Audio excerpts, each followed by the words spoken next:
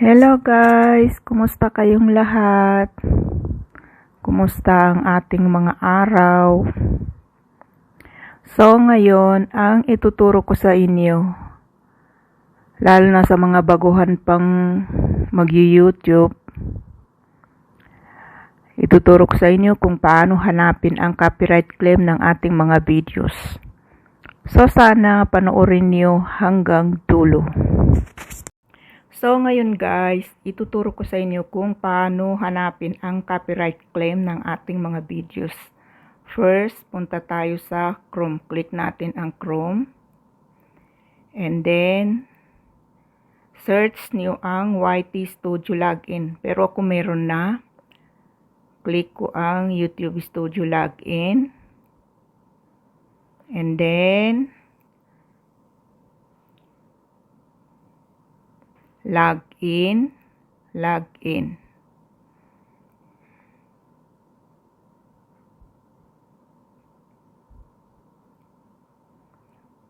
So ngayon, andito na ako sa channel ko.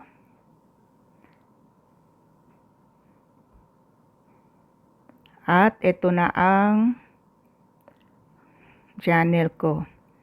So ngayon,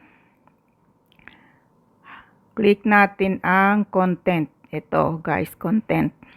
Click nyo yan.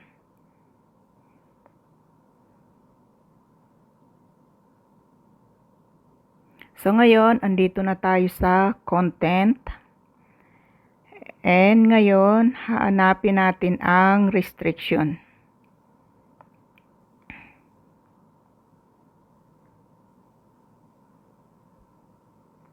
Restriction.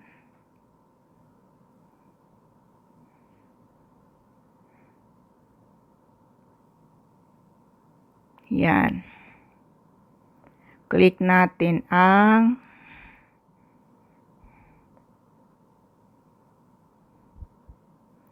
copyright claim. Sinadya akong mag-upload ng copyright claim para masundan nyo ng mabuti. And then, see details.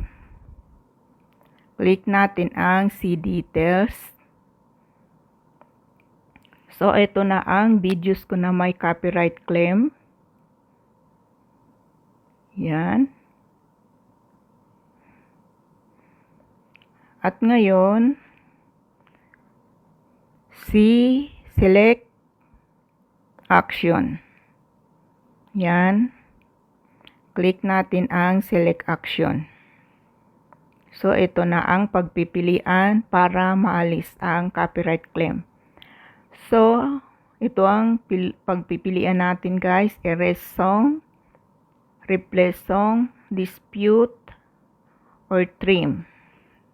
Trim out segment. Pero sa akin, wala akong pipiliin dito kasi i-delete ko para wala ng copyright claim. So, ngayon, kung makapagpili na kayo kung anong gagawin nyo sa videos nyo,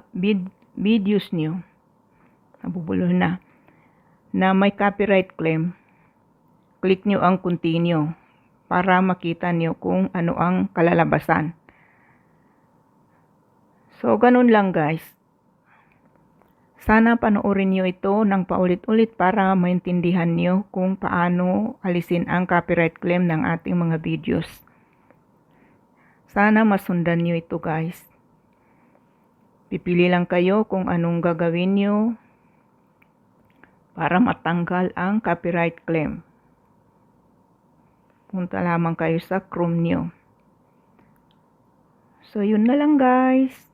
So, if you like this video, please like and share and don't forget to subscribe and click the notification bell para updated kayo sa mga susunod ko pang videos.